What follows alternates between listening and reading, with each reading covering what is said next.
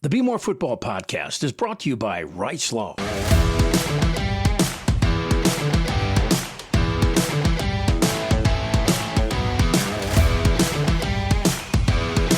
Hello out there, and happy Thanksgiving, and well, happy Black Friday. It's definitely a Black Friday in Baltimore. Welcome into this week's edition of the Bmore Football Podcast. He is a longtime Baltimore Sun, esteemed columnist Mike Preston.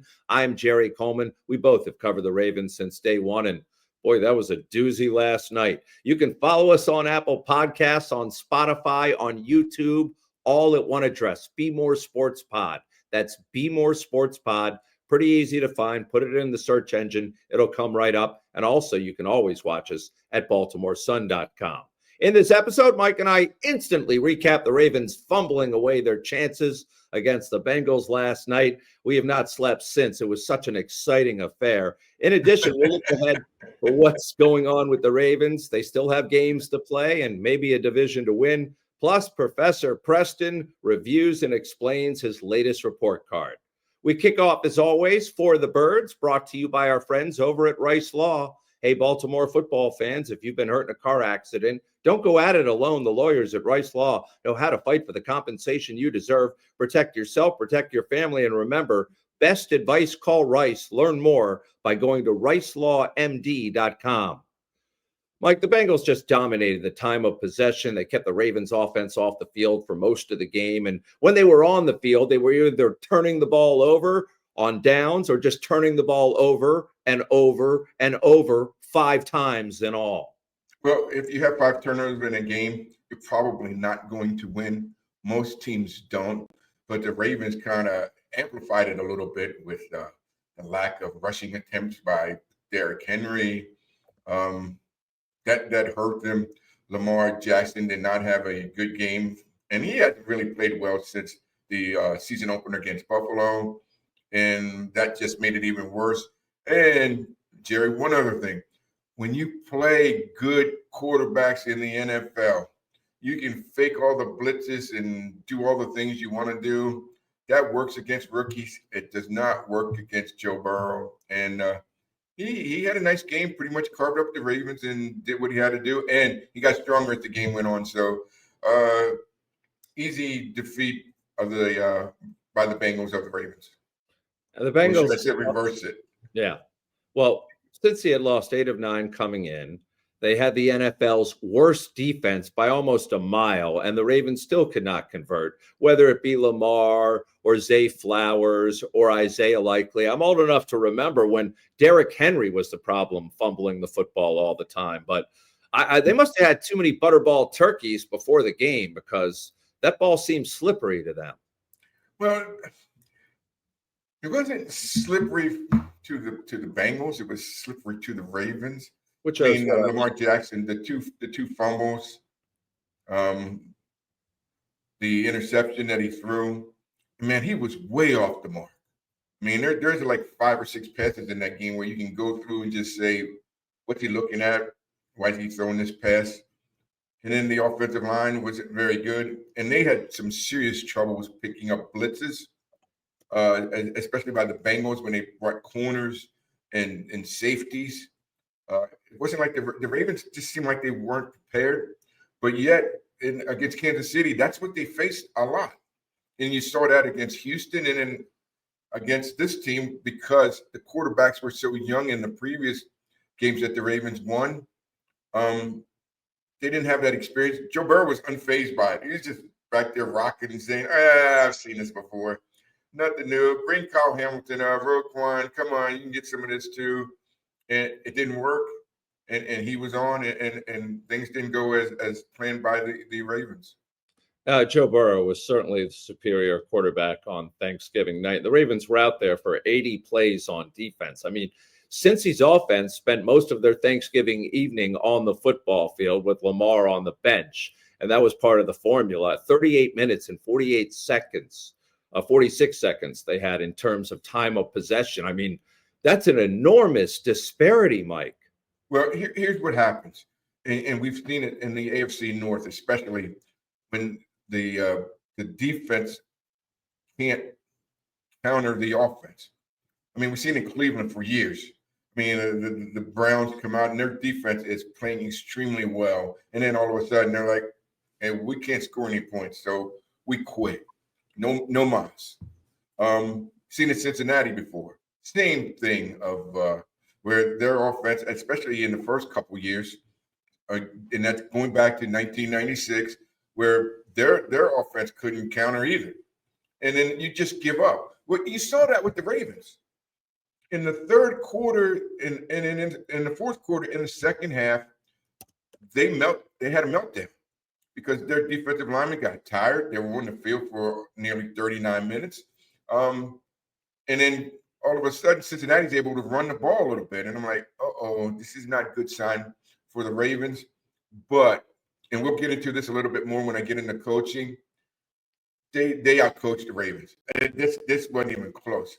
And I could tell you about how they blitzed Lamar Jackson. I mean, they brought guys off the corner, they brought guys up the middle, and they were safeties who could run with Lamar when he got around the edge. But also, they exploited the Ravens as far as one-on-ones out in the flat areas, where that has been a weakness in the early part of the season. And then they did a very good thing. They put Jamar Chase, and they had to have Marlon Humphrey, the cornerback, chase him out into the outside. Oh, man, when I saw that a couple of times, I kept saying, this is a mismatch. This is not good. And you saw that, and he had a pretty good game against the Ravens. And there was a reason the Ravens were heavy favorites, or at least a touchdown plus going into this game. In November at home with John Harbaugh and Lamar Jackson in prime time, that combination is almost unbeatable. And yet this was one of the more crushing defeats of the season, right up there for me with the Houston and Rams loss, which both occurred at home. And now the Ravens have a under 500 mark in their own place. Well, the thing was that you saw some of the things that those two teams exploited against the Ravens. The Bengals did the same thing. I mean, with the passes in the flat, the one-on-ones with the outside linebackers. How about the pass over the middle and Roquan is 30 to 40 yards down the field trying to cover a wide receiver. I'm like, that's not a good matchup. And Burrow delivers the ball over Roquan's head and in front of Starks. That's a perfect pass. That's what happens when you play quality quarterbacks, not J.J. McCarthy, not the two rookies who started for Cleveland, and certainly not Tyrod Taylor, who played for the Jets. And what you saw was a team that was well prepared, well coached, and they did a number on the Ravens. You know, Mike, to me, when I sit there at a press conference and I hear a fellow reporter say, and I'm not going to mention anyone by name, but when they ask the question, how important is it to either a player or a coach to get off to a fast start? To me, that's like, duh. And for the Ravens, the last two games, again, I think you tweeted it for a second straight week. Watching dogs catch Frisbees is more entertaining than the first half. They were lackluster once again out of the gate.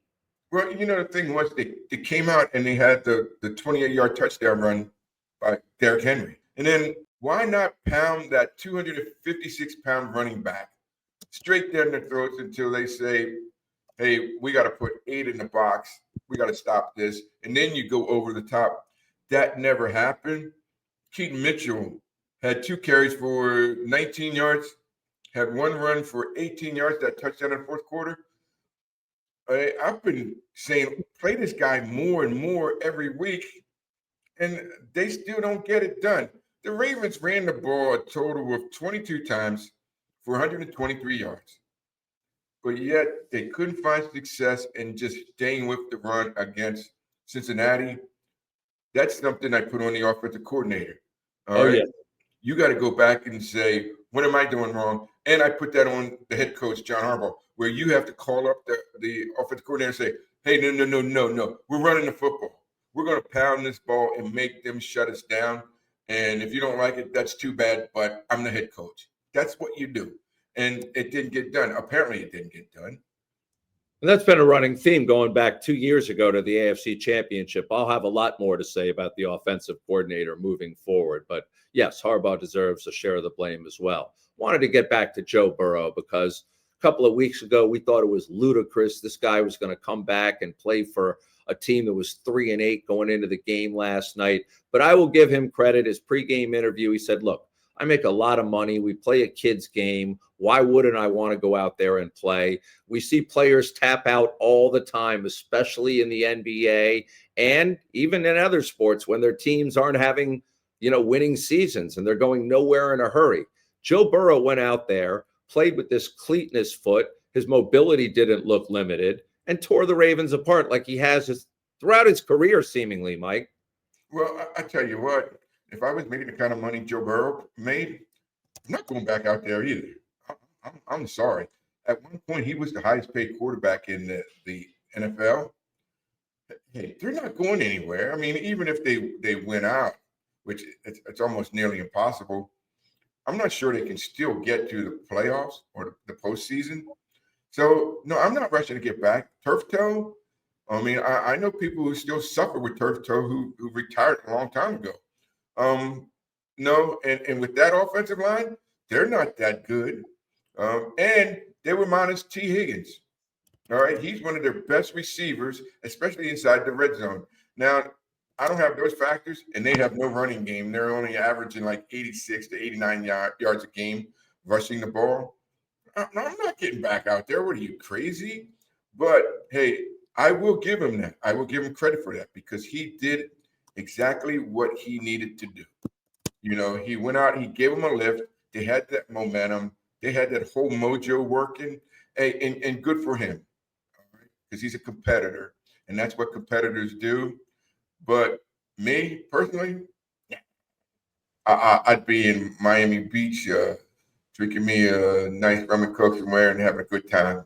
I'm not going back out there to play for the Bengals, especially with their defense. More of the Bmore Football Podcast right after this. At Rice Law, we've won millions for our injury clients, taken on the biggest insurance companies, and fought in the toughest courtrooms, and made it clear, strong lawyers win strong cases. But none of that matters today. The only case that matters is yours, your fight, your future. And we're ready to go to battle for you. We don't rest on past victories. We fight every case like it's our only one. Because at Rice Law, the most important victory is the one we win for you. Rice Law. Best advice, call Rice. Shop Maryland's largest adult use and medical cannabis menu located at 1114 Cathedral Street in Baltimore, with medical delivery available throughout Maryland 7 days a week, only at Relief Shop. For the last 25 years, Wood Home Insurance has been Baltimore's premier independent home, auto, and business insurance broker, representing over 30 carriers. For example, need an auto quote? Wood Home shops them all. Geico, Progressive, Travelers, AAA, Safeco, and Selective, and sends you back the best rates possible. I have personally been a client for over 2 decades, and they are world-class in service. Wood Home's owner, Rich Gottlieb, is happy to schedule a Zoom appointment with you at your convenience. Oh, and Rich is a longtime Ravens season ticket holder, so when at the game, let him know where you're tailgating. He'll drop by and say hello. So for all your needs, it's Wood Home Insurance, 410-580-2800 or woodhomeinsurance.com. Meet the newest member of the Jack Daniels family, Jack Daniels Tennessee Blackberry. Jack Daniels takes pride in Old Number 7 being the backbone of all our flavors, and Jack Daniels Blackberry is no exception. A combination of our proprietary black liqueur and Jack Daniels' unique and unmistakable character, Jack Blackberry is a highly versatile juxtaposition of flavor. Delightfully sweet, bold, vibrant, and refreshing, Jack Blackberry is easily enjoyed with your favorite mixer, in a cocktail, or while enjoying your next football game. Jack Daniels Tennessee Blackberry is here, and as always, Jack Daniels reminds you to drink responsibly. Effective Solutions, your one-stop shop for commercial contracting. Everything from excavation and site development to emergency remediation and restoration. Effective Solutions specializes in many forms of commercial and mixed-use construction. With a dedicated staff and a commitment to quality, Effective Solutions delivers every time. The only issue I had with Joe Burrow all night long was after the game, he disrespected the Maryland Crab. I mean, Melissa Stark put one in his face, and I took a look at it and put it back down and just chomped on a turkey leg. I mean, Joe's got to widen his taste. The way he mishandled those steamed crabs was embarrassing for him, but his performance made up for it for sure. I could care less about. I've seen the Raven fans do that in other cities. I saw them do it in Miami. I've seen them do it in Cincinnati before. So to me, it's no big deal. If you want to go out and you want to celebrate, you want to have a little fun, and you're in a visiting town, good for you. I get it. I understand it. And if he wanted to have a crab, hey, so be it. I got no problems with that. And they won. Yeah. See, and that's what winners do. You can go out and you can have fun, you can celebrate, and losers go home. And that's what the losers should do. Just get on the bus, take your butt home, and go. All right. It was the most disgusting thing I had seen since Taylor Swift and her whole family and the Chiefs crew came down to celebrate after the AFC Championship win a few years ago. Oh, I didn't mind that either. I mean, Of course you did. it's Taylor, man. Little free little peep show there. That's a good thing, man. So I got no complaints with that. I do have some complaints with her boyfriend, though, Travis Kelce. But he needs to learn how to hold on to that rock because, man, he dropped a couple passes yesterday in those games, and I'm like, I think he's lost it. Yeah, I think he was eating from the same butterball turkey as Lamar. I don't know. But what I do know is Joe Burrow, that Skyline chili that was right there next to the crabs, that's the most disgusting thing I've ever seen. So I'll take the crabs over Skyline chili 10 out of 10 times. All right. Good for you, man. It's something you do not eat, especially if you're working a football game. There's a pro tip for you. Yeah. I've spent a third quarter in the bathroom because of that. All right, let's digress and move on. The offensive line rotation. Now, I heard John Harbaugh say this is something he sort of invented, the Ravens invented in terms of rotating offensive linemen. And we got a rotation going last night between Andrew Voorhees at left guard and then the rookie Emory Jones. It was a carousel. What did you make of that? It didn't pan out, but I expected that. You're taking a guy who missed. I mean, he had the injury. He missed all of training camp. He missed the preseason, and then all of a sudden he's got to work his way back into some kind of shape. Then they get him on the field, and then they finally put him out there in a game situation. His feet are quick. I think he does a good job of getting downfield and into the second level, but I wish he had a little bit more size, especially for a guard. But he did okay, but he had the holding penalty, which wasn't very good and it wasn't productive in that situation. And I just don't think he's ready. I understand the move, and I understand why they did it, because Voorhees has struggled even more than Daniel Falele, who's the right guard. But he's not ready for prime time yet, and I'm not sure he was ready for the Bengals because they did a lot of stunning up front. Yeah, and then all these miscues, the 3 turnovers that occur in the first half, credit to the Ravens defense. They held them to a field goal on each occasion, even when Lamar, gave the ball back within his own 5-yard line. But Isaiah Likely had that easy touchdown knocked out just before he crossed the goal line. And the defense once again held again for Cincinnati there. And, those were points taken off the board, just like what I thought was a bogus offensive pass interference call against Zay Flowers, Mike. Zay Flowers pushed off. I don't care what anybody says. When you get that push and you get separation, that's when they will call it. Now, there were other questionable pass interference calls in that game that can go either way. And usually when you're in the postseason, the rules change. You can physically beat each other up and you go hand-to-hand combat. I get that. But these officials aren't consistent. There's some things where you look at it and say, no, that's pass interference, and other ones where you say that really was pass interference. They're not consistent with their calls. That's what I have a problem with. Someone needs to go over and define what actually is pass interference, because I saw it a couple times in Thursday night's game, but it didn't get called. But I thought Flowers did push off. But Jerry, had nothing to do with Lamar acting like he was Yao Ming and overthrowing him about 4 or 5 times during the course of the game with those high passes. No, and didn't impact the outcome one iota. Also in the first half, offensive lineman Ronnie Stanley, he fell down and the Ravens gave up a sack to Joe Asai and missed a chance at a field goal attempt. Well, those are points off the board. Here's what you see, and I don't know their pass protection scheme, but basically in the old days it was called tight cut. so that you stayed home, and anybody who came in your sector, you picked up. So if that cornerback, and I think it was a cornerback or linebacker, goes down, then Ronnie Stanley has to pass block him. That's his guy. The guy who came free on the edge is not his guy. Maybe the running back should have picked him up. I don't know what they call it. I don't know their slides and what they had decided before they broke the huddle. But Ronnie Stanley, there was 2 times he did that, where he took the inside guy. And I just want to make sure, Lamar Jackson, did you make the proper hot read?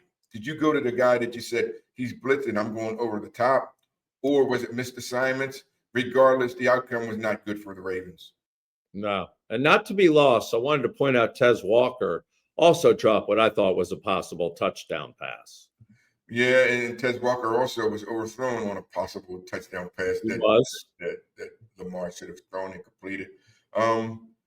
But here's a guy who's been, how many weeks has he been on the injured reserve list or whatever, and he hasn't played, and then all of a sudden you want to get him back out there, and I'm not sure that works for a guy, because he's only in his second year. He's not a rookie, but he is only in his second year. But there were just numerous occasions. Rashad Bateman in the second quarter, he's streaking down the right sideline, and if he completes that pass, touchdown. He's got a step, 2 steps on the corner. They don't complete it. I can just go on and on, including the pass to Keaton Mitchell, the one in the flat, the left flat, where he just buried it into the ground. Come on, man, what's going on there? There's something not proper about the way he's throwing, his accuracy. And what do the Ravens do about it? I mean, instead of saying, Lamar, I have to be more like Lamar, I need to be more of me. No, go back to fundamentals. When you're not doing what you need to do well, and as Tom Brady will tell you, you go back to fundamentals and be consistent in everything you do, including your throwing motion. And Lamar seems to be a little off. What was the vibe amongst the Ravens? Flocked the fans. They got their gravy boats as they came in. 30,000 were given away. Didn't see any on the field. I guess they were wrapped up in boxes, but there was a lot of booing once again. Oh, my. I mean, at halftime, there were a lot of boos. When you came back for that third quarter, a lot of empty seats there. And there were a lot of empty seats going into that game anyway. But they dimmed the lights. They only show the blue color stuff, which kind of hides some of the empty seats. But no, they were booing them. And in the third quarter, people were like, we're not coming back. We don't want to watch this anymore. And Jerry's cold outside. They're playing the Bengals. Nobody thought Joe Burrow and the Bengals had a chance to win that game. And they got after the Ravens pretty good. Yeah, the Ravens poured a lot of money into their fireworks and light and night shows. And I guess part of it is camouflaging the empty seats. So well done. All right. They better do that, man, because there were a lot of empty seats. And again, what do you come there and see? You see a team that's won 3 games, all right, and they're starting their quarterback hasn't played in 9 weeks. He has turf toe, has a plate in his shoe, and you're thinking, okay, the Ravens are going to win because they've won the previous 3 or 4 games against quarterbacks who weren't very good. And even though this guy is still Joe Burrow, they still should handle it against one of the worst defenses in the NFL. And the Ravens don't get it done for whatever reasons. All right, some participants I wanted to discuss from the game, and we'll start with Lamar Jackson. 3 turnovers, including an interception. Has not thrown a TD now in 3 games. He is certainly not running the football. And it seems like there's a lack of discipline out there. Here's what he had to say, by the way, after the game.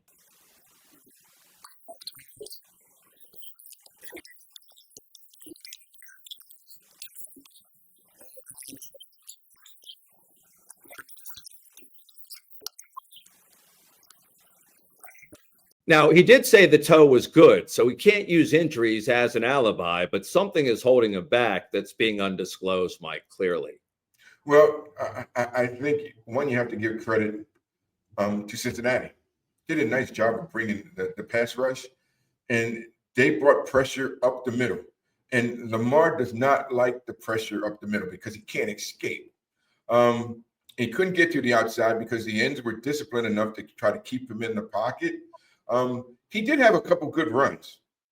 When he finished with 6 carries for 27 yards, and he had 1 run of 11 yards, which is not a bad day for Lamar considering he hasn't done much the previous 3 or 4 games. But then all of a sudden he gets around the corner, and, I kind of like the little options that they ran. It showed that he was more engaged in the offense and what they were trying to accomplish. But overall, his passing was not very good. It was very poor.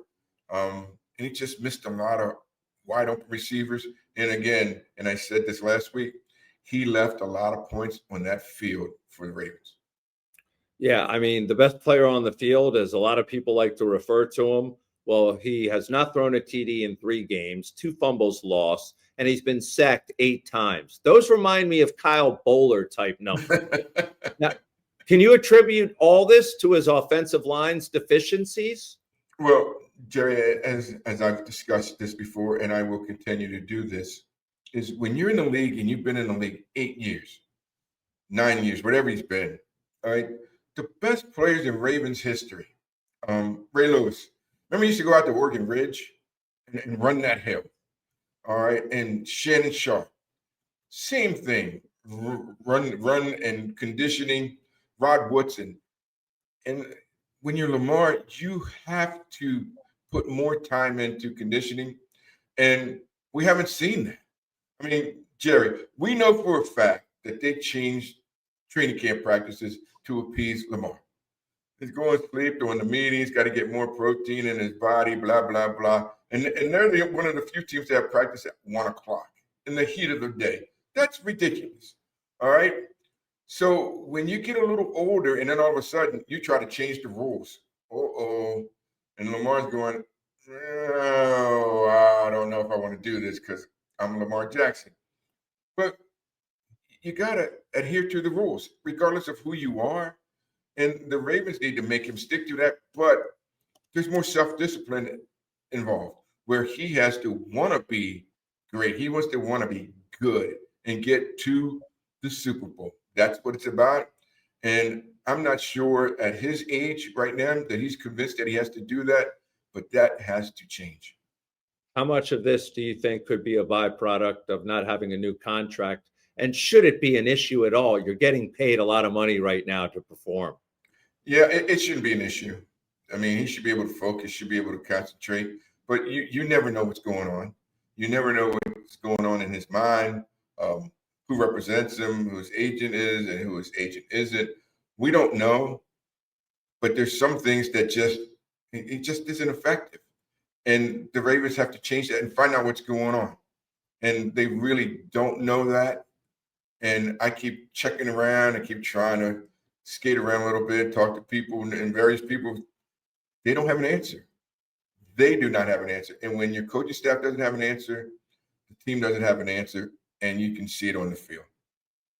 I wanted to ask again about Zay Flowers. Here we go, another game without a touchdown. Seemed like he was close. We disagreed with the pass interference call. That seemed like his best chance, but at least he was accountable after the game. But again, this frustration has to be growing with this little fella. Well, the thing about Flowers, which I kind of like, go back and look at Keith Mitchell's touchdown run. The block on that play was by Zay Flowers. Incredible block where he just took the corner or the safety right off his feet. That's pretty impressive. That's the kind of stuff that you don't always get receivers to make those kind of blocks, but when they do, that's a big kick. And to me, that's as big as scoring a touchdown because, man, that's incredible. That's good stuff. But I would still like to see them do more with Flowers, which Andy Reid does with his guys in Kansas City. The jet screens, the quick screens, just let them touch the ball. And they don't do that. And Keith Mitchell, I keep harping on the same things, and maybe they'll change, but it doesn't look like it's going to happen. But that's also on the head coach too, John Harbaugh. You need to go up to your offensive coordinator and say, this is what we're going to do, and we're going to do it. And if you don't like it, that's life. Then there's Isaiah Likely. He had that touchdown turned back into a touchback a year after he had his toe on the end zone line in Kansas City in the opener. Also was a big part, I thought, of that Lamar interception. What was it? Miles Murphy of the Bengals knocked him backwards, and it looked like Lamar was going to connect with Mark Andrews for a touchdown on that play. But a forgettable season so far for Isaiah Likely, who broke his foot in training camp. Well, actually, he actually played fairly well in that game. What did he have? 5 catches for 95 yards. But on the 43-yard, fuck the ball. It's very easy in the NFL. All these guys want to celebrate. They want to stick the ball out, blah, blah, blah, blah. Just tuck the ball. Act like you've been there before. All right. And there's no one better at doing this than Marlon Humphrey. When you get to the 2-3 yard line, he strips the ball. All right. And that's what you're supposed to do. And he holds the ball out. It's like a loaf of bread. Here, take the ball, take the ball. No, son, tuck it. Get across the goal line. And we saw that a couple years ago with Zay Flowers. Remember in that Kansas City AFC Championship game? Yep. He fumbles. All right, because he sticks the ball out. No, secure the football. And I think that's one of the things John Harbaugh was talking about after the game was ball security. It's major in the National Football League. And as Ted Marchibroda used to say, more games are lost in the NFL than are won on Sundays. And Thursday night, it was the Ravens' opportunity and chance, and they lost it. Well, the guy for me after Lamar under the biggest microscope is offensive coordinator Todd Monken. In my opinion, this guy panics. The way he misuses Derrick Henry, underutilizes Keaton Mitchell is amazing. It's become very predictable, especially when Derrick Henry comes off the field. 2 of 13 drives resulted in points, which is why he's under the microscope once again. He seems to have no feel and going long spurts without involving Henry, much less Mitchell. But for some reason, he's got to stick Rasheen Ali in there every once in a while. I just don't get it. I don't know what's going on. And again, John Harbaugh's got to get in this guy's ear. And it sounded like he was a little perturbed in the post-game press conference about it. Well, I saw the play where he throws it to Mitchell in the left flat and the ball's falling short. And then all of a sudden, Ali's in the game. And I'm like, something went wrong. He didn't make the right read or something going on there. But why am I playing Ali over Keaton Mitchell? I don't care if he screwed up. You go back and just say you make the adjustment. But, hey, man, you got Derrick Henry. I'm running him 25, 30 times in that game. And I don't care if after he had the 28-yard touchdown run, he gets 2 runs, 2 carries, and they shut him down for the half. I don't care. I'm pounding away. All right. You got one of the biggest fullbacks in the NFL, and Patrick Ricard. Well, I'm going just a heavy jumbo. Let's go. Let's roll and see what you got and show us that you can stop my running game. And if your quarterback is off, which Lamar was, that's even more reason to run the football. Like, hey, he ain't got it today. Let's keep pounding this thing. The Ravens went away from it, and they tried to get back to it in the second half a little bit. But by then, the Bengals were already wearing their defensive front down. And, again, when you control the ball for 39 minutes in a football game, that's a lot of time for a defense to be out on the field. Yeah, 10 carries for 60 yards for your star running back against the league's worst run defense by far is inexcusable. Just doesn't add up when you weren't trailing by that much early on. All right, I want to get to the defense. They made a bunch of first half stops, but 2 of Joe Burrow's final 2 TD passes came on a 3rd and 9 completion. And again, the lack of pass rush was evident once again. Well, Jerry, we talk about lack of pass rush. It's been that way for forever. Here's the difference, though. Joe Burrow gets in the game. He's seen everything you're going to throw at him. So if you want to rush all of these guys and goes, okay, I got this, it's cool. All right, because I can read this. When you're playing J.J. McCarthy and you're playing Tyrod Taylor, you can fake those blitzes and they start to panic and they start to pee their pants a little bit. And that's great and fun. And when you got those rookies from Cleveland at quarterback, that's great. But Joe Burrow is like, this is nothing. All right, I've seen this before. And here's what they started doing, which was kind of fun, was they started running Jamar Chase. He didn't run into the safety. He ran the out patterns. He ran 15, 20 yards out on Marlon Humphrey. And I'm like, whoa, that's what you want to do. You don't go toward the bracket coverage. You're running away from the bracket coverage. Smart thing, smart game planning. And that's why I say the Ravens were not only outperformed, they were outcoached in this game. Saw it several times. And then Burrow with that long pass over the middle. I mean, that was a perfectly timed pass. And the more he played in that game, the better he got. Because you could see the rust in the first quarter. He's throwing behind Chase. He's throwing passes in the ground. But the more he played, you're like, yeah, he's on. He's found his game again. Yeah, even with a plate in his shoe, he still was mobile, able to run for a first down when he needed to. No fear whatsoever. Regarding coaching and Coach Harbaugh, I will say, to me, I don't see how the turnovers are on him. I put those more on the players. I don't understand why he would be blamed for his team causing these ridiculous turnovers. Well, you always got to blame somebody. You know, whenever they lose, How about the player? Yeah, you always got to blame John Harbaugh. They're like, 7 penalties for 53 yards? That's on John Harbaugh. Likely tuck the ball away. That's on John Harbaugh. Lamar Jackson, tuck rule. No, they don't have that anymore. Right. All right. Yeah. So just if he had just let the ball go when he's throwing forward, it's an incomplete pass. He wanted to pull it down, and I'm like, nah, that's a fumble. The other one where he fumbled up in the air and they recovered, that's on him. All right. And the other one where the interception, well, that's so unlikely, but we've seen this before, like the week before, where he hit the defensive tackle or linebacker in the head with the ball. That's on Lamar Jackson. He's just not playing well for whatever reason. But no, I'm not blaming the turnovers on the head coach. I blame the turnovers on the players because those are the ones who have possession of the ball, secure the football. Next segment, we're going to talk about what's ahead and the Steelers coming up as their next opponent. But the next time they face the Bengals, it's conceivable they'll have Trey Hendrickson back. They'll have T. Higgins back probably. I mean, this is a team that beat the Ravens without two of their best players and one of the worst defenses in the league in the Ravens' house. Yeah, and T. Higgins, he's a big target inside the red zone.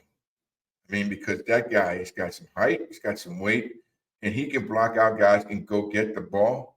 The Ravens were they were a little unfortunate with the loss of Nate Wiggins because he went out with the foot injury at halftime, and he could at least somewhat line up with Chase, but no, he ain't the answer. Chase is the best receiver in pro football. But they lost him, and then Marlon on the outside. It's not a good matchup. Malachi Starks, rookie. He looked like a rookie at times in that game. And give the Bengals credit. They went after Kyle Hamilton. They attacked him, and I'm like, oh, yeah. Because the one catch over in the corner, I think it was in the third quarter with the one-handed grab, that's a great catch. But they were like, no, we like the matchup.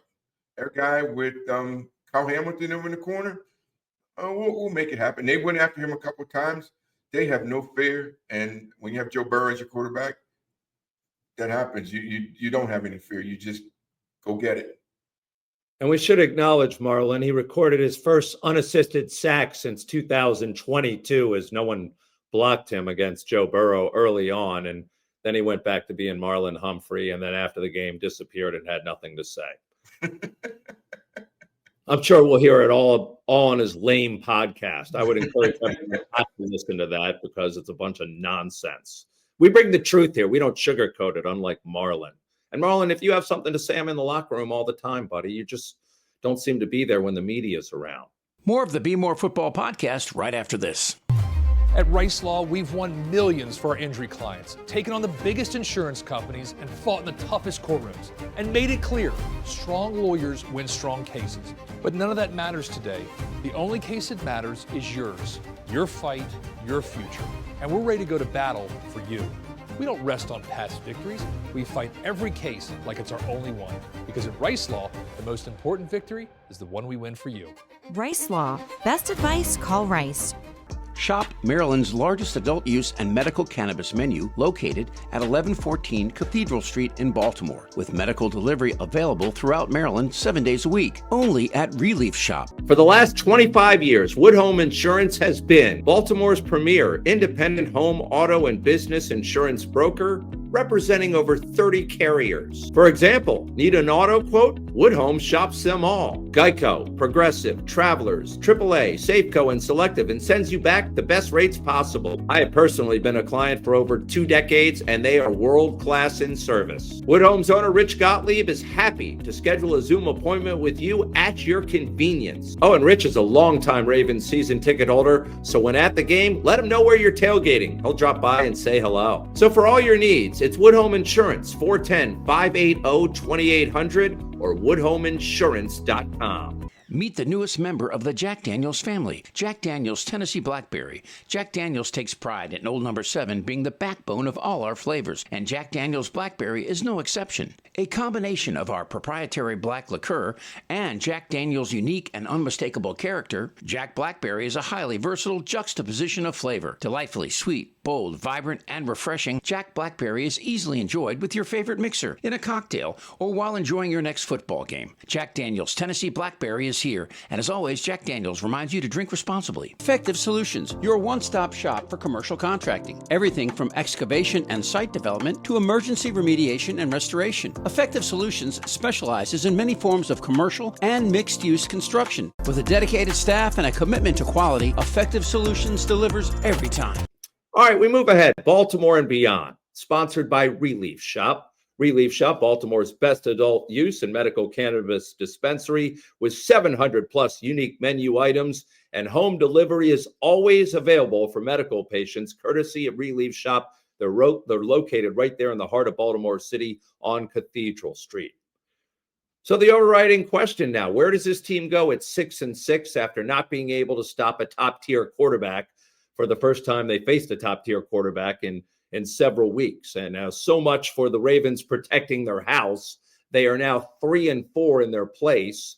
And the Bengals chow down on turkey and embarrass them on Thanksgiving night. So you don't even have a winning record at home this year, Mike. And there's been some ugly losses to the Texans, the Rams, and the latest being the Bengals. Yeah, that's important, but it's not the biggest thing right now. And the biggest concern is the AFC North is a terrible division. All right. And Pittsburgh is falling. All right. The sky is falling in Pittsburgh. And they still have to face the Buffalo Bills Sunday. I don't know what will happen in that game. Buffalo is unpredictable. So is Pittsburgh. But the Ravens are still right there. You can say whatever you want. Cleveland's not winning this thing. Cincinnati, their chances of winning it, slim to none. Pittsburgh, they got a shot, but they can falter right now where they got a half a game lead over the Ravens until Sunday when they play the Bills. So we'll see what happens, but not time to panic yet. Still, 4 games left in the season, or 5, whatever it is. It's still a toss-up, and I still believe the Steelers are going to fall. And Jerry, how about this scenario?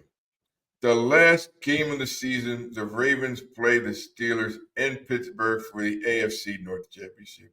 The conspiracy theories, they will come out and say, oh, that's a great thing. And, the commissioner of the leagues probably has wants this game. So be it. But it kind of looks like it's going to pan out that way because neither one of the Ravens aren't that good, and neither are the Steelers. Somebody's going to falter. So we'll see what happens. But this is interesting to watch. I'm still not panicking yet. Well, it became a lot more interesting because we thought the Ravens would take care of an inferior team like the Bengals in their own place. And I believe that the Steelers are better than the Bengals, as bad as Pittsburgh is. So that's what has me concerned. And usually these teams don't sweep each other. So the Ravens, the margin of error has just gotten thinner after the loss to the Bengals right now. Is 10 wins still the formula to get there, in your opinion, Mike? I mean, if they get there, they get there, but 9 wins might do it in this division. Lower in the bar. 9 and 8, as long as they win it, they're fine. But you can ask the same thing about Kansas City. You can ask the same thing about the Chargers. Who, except for the Rams in the NFC, are you saying, oh, they're really good? I mean, I thought the Eagles were going to be pretty good because of their play on the interior lines, but even they're struggling. They gave up 21 points in the fourth quarter to the Dallas Cowboys, who all of a sudden they're the hottest team in the National Football League. No one knows. All I will say is this: the NFL is really some bad football. So it is terrible. And as I stated earlier today, when they say week to week, it's WEAK, week to week. That's what you got in the NFL. That's week to week, not because one team can beat the other one on any given Sunday. No, this is some bad football team or bad football league. We're seeing it on Sundays, and we'll see what happens. But the Ravens still have a shot because the league is just faltering. Yeah, shout out to the Chiefs and Bills for cooperating along the way as well. Yeah. All righty. The people demanded another version of Mike Preston's report card. Let's get to it. A very not so pretty report card, to put it pretty plainly. Explain to the audience explain to the audience how this process goes down when you're doing a prime time game and have to turn this thing around rapid fire. Well, it's harder at nighttime. I mean, for evening games, because I have to get this done within an hour after the game. So, I got to wait for the stat people. I got to just formulate stuff in my own mind. It's so much easier for 1 o'clock games or for 4:30 games. Now, fortunately, I can use other people like Kevin Richardson. I usually go up to him and ask him, hey, what do you think? What do you think your grades? I bounce that off a lot of people. So people just assume that I'm just, hey, I don't like this guy. I don't like that guy. That's not the case. I do talk to other people, and that's the way the grades are determined. And also, it's who they're playing. If they're playing the Bengals, it's one thing because their defense is so poor. Or if they're playing the Jets because they're the Jets. I use that and say, no, that's a barometer because their offensive line play is not very good. And that's the way it's determined. So it's not like these grades aren't well thought about or well schemed. I do take my time and I do consider other options. All right. And let's start with the quarterback. What did Lamar Jackson receive? Got a D, 17 of 32 for 246 yards. Didn't have a touchdown pass. Again, finished with a quarterback rating of 65.4. He did make some scrambles, which I thought were critical for him in that game, where he got outside but he didn't hit it as quick as I thought he would. He wasn't the old Lamar, but he was a better Lamar. That's the way I looked at it. So I gave him a D. He did have the 44-yard pass to Likely, which Likely fumbled, but such is life. But for the most part, he left a lot of points on that board out there, and it showed. It showed. All right, on to the running backs. I thought they deserved better, but they were underutilized by their offensive coordinator. And that's a big point. Derrick Henry, 10 carries, 60 yards, had a 28-yard touchdown run on the first possession of the game. Then he disappears. Ty Monken was better than Houdini. He could just make anything disappear, and he made Derrick Henry disappear. Keaton Mitchell gets in the game, 2 carries, 19 yards, averaged 9.5 yards a carry. He had an 18-yard run in the fourth quarter, and then all of a sudden, boom, gone again. Then they put in Ali, 4 carries, 17 yards. He even had a long of 9 yards, but they didn't use these guys. 22 carries for 123 yards. They averaged 5.6 yards a carry, and they can't get these guys in the flow of the game. So that's why I graded them down. I gave them a C- because they had very little impact.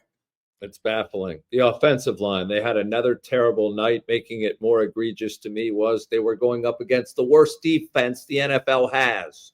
Well, and you know what was kind of interesting to watch was that the Bengals just kept blitzing and bringing that heat up the middle, and the Ravens couldn't figure it out. And it's not like they haven't seen this before, because we've seen it in the first couple games, especially against the Browns in game 2. But we've seen this before, where they're just bringing the heat from the outside. And it's a difference when you have a corner or safety rushing Lamar Jackson as opposed to a big, fat defensive lineman who's not going to catch him.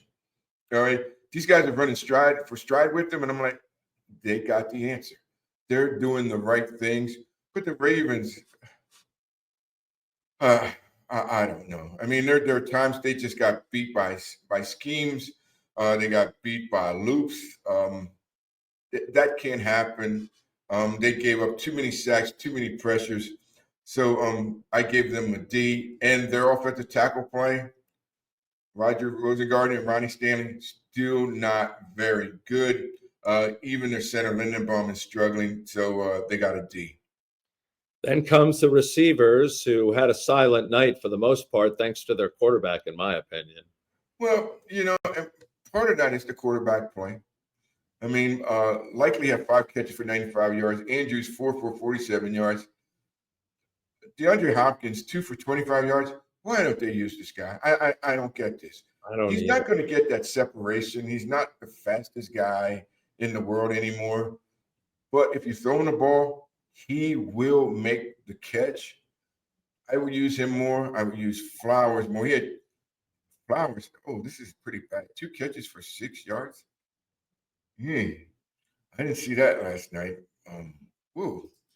That's really bad. I mean, he's one of the fastest guys on the team. He may be the fastest guy on the team. Why aren't they using him more? So I ended up giving them a C, just for that reason of Lamar overthrowing, underthrowing receivers, but also say Flowers. He's a midget. He's 5'7", 5'8", 5'9". Throw the guy the ball. All right, while you're overthrowing him by 2-3 feet, come on. He's not Yao Ming. Get him the ball. All right? No, so they get a C. He's just a little taller than me, as I stood next to him the other day, but he's a playmaker if you get him the ball. How did the defensive line grade out, Mike? I think the defensive line played okay in the first half. That goal line stand early in the game where Lamar fumbles at the 2, and, you know, basically Cincinnati surrendered right there, where they just said, we can't run the football, so we're going to try to throw it in on 3 plays, and then they run once, and they get 0. But they told you, we don't have a running game. We were averaging 86 point whatever yards a game. Our running game is terrible. They played well for a half. Travis Jones played well. Jenkins played well. But in the third and fourth quarter, you could see the meltdown. And again, I've seen that before in Cincinnati. I saw it in Cleveland, where the offense has no juice. And you're saying, we're not going to be able to pick it up. But again, Jerry, when you're playing a top quarterback, you got to bring it every play. And it's not over until it's over. And the Ravens didn't do that. So I ended up giving them a C. And as we said earlier, the defense was on the field for over 38 minutes, and that includes the secondary. How did they fare? Secondary, I gave them a D. I just thought once Nate Wiggins was down, they had no answer for Chase. I like what the Bengals did as far as throwing the ball over the middle to Starks. I like what they did with Marlon Humphrey and drawing him to the outside where he had to play outside coverage. And part of that, maybe it's because they had no Wiggins, but still, they did a nice job of isolating. And we saw that earlier in the year where they just said, no, we will isolate on Marlon and he can't cover on the outside, and they did it. Again, that goes back to coaching and linebackers. I thought they were okay as far as stopping the run, but they wore down too. And you could see that in Roquan Smith. You could see in Teddy Buchanan. They struggled in head coverage. That's not their forte. They've gotten better, but again, that's against weaker quarterbacks. But against some of the better ones in this league, they struggled. So I ended up giving them a C minus. And then special teams, George Stout was the guy again. In the first half, he kept them in the game. What was the score? 9-3 at halftime or something like that. Field goal. Well, he was the guy. He was the guy who saved them. And then, but Tyler Luke didn't have a field goal attempt because they had to score points. And if they had scored enough points, they'd probably win if they scored touchdown. But they only had 2. But their kickoff return unit, they need to get more out of that. Where you got to start at you're 30. They're like always short, like of 26, 27. They need to get more out of that group. So I gave them a C. And in coaching, I gave them a D. And could have given them an F. Yeah. The more I think about it, no, because I think their defense played well enough to win. But their offense, no Zay Flowers, no Keith Mitchell, no Derrick Henry. And Jerry, I'm going to hit this again over and over again. You bring in these big offensive linemen because you're road graders. We want to run the football. That's all we do. We run. They can't pass block to save their lives. All right? Then run the football. That's your strength. Your quarterback is struggling, then take some of the pressure off of him and just run the ball. They didn't get it done offensively. Defensively, they played well enough to win, but they had their meltdowns in the second half of that game. So they ended up getting a D. Was the coaching grade more of a reflection of Monken, or was it a combination? Because I thought Zach Orr did a decent job. I think he did a decent job, but I did see them take advantage of their cornerback situation, and I've been skeptical of that group all year. And I don't see them stepping up and making plays. I'd like to see a little bit more. And what I did see was Kyle Hamilton. I thought the Bengals took advantage of him a little bit. And I'm like, okay, they've figured this out. While you look at some of these rookie quarterbacks, they can't digest and see what's going on with him. So Burrow did. That's a veteran quarterback. That's one of the best in the NFL. He didn't sweat any of that, and he did a nice job of stepping one step one way, 2 steps the other way. In the old days with the Washington Redskins and Joe Theismann, it was called the slides. That's what he did, and he did the slides. He moved well. For a guy who had turf toe and a plate in his shoe, he moved pretty well for a guy who's missed the last 9 games. He's already won comeback player of the year twice in his career. I don't know if they can give it to him. That's enough. Final thing I wanted to touch on, because I don't know, you saw the TV broadcast. You probably didn't, but they showed the owner, Steve Bisciotti, on television. I'm sure he did not want that. I'm sure the team's PR director heard about that. For those that, saw my comment on X about how Steve Bisciotti, with an unwanted video on NBC, he doesn't want to be, he's not Jerry Jones. He doesn't want to be shown 4 times a game. That's why you rarely see him on television. But yeah, Sunday Night Football caught him. And that's why others camouflage him a little bit better. I'm sure the folks at the Peacock will be hearing about that. Well, when you have 5 turnovers, you don't want your owner's face on TV. This was even before that, but you're right. Look, yeah. But you don't want to see that. It's interesting because the Ravens lost, and now the fired John Harbaugh fans are out again. Right. They came back after a 5-6 week leave of absence, but now, let's get rid of the coach. Let's get rid of the coach. He's this, he's that, he's that, he's that. Again, Jerry, injuries. they had them early. All right. Turnovers. You commit 5. I'm not going to blame that on the coach. I'm going to blame that on the players. They should know that.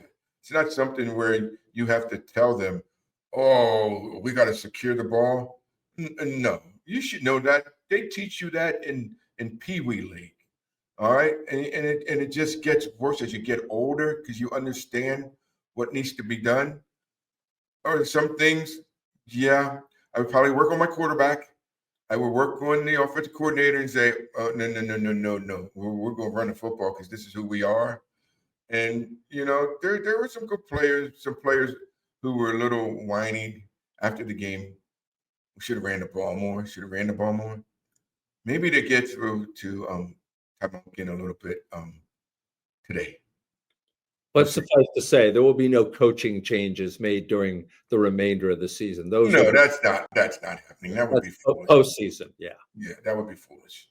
All right, folks, we return after the Steelers game. Hope you enjoy the rest of your holiday. Again, Ravens have 10 days off before they welcome the black and gold and those urine-stained towels to Baltimore as the Steelers come calling. Until then, be kind, be real, and make sure to be back next week. It's another edition of the Bmore Football Podcast.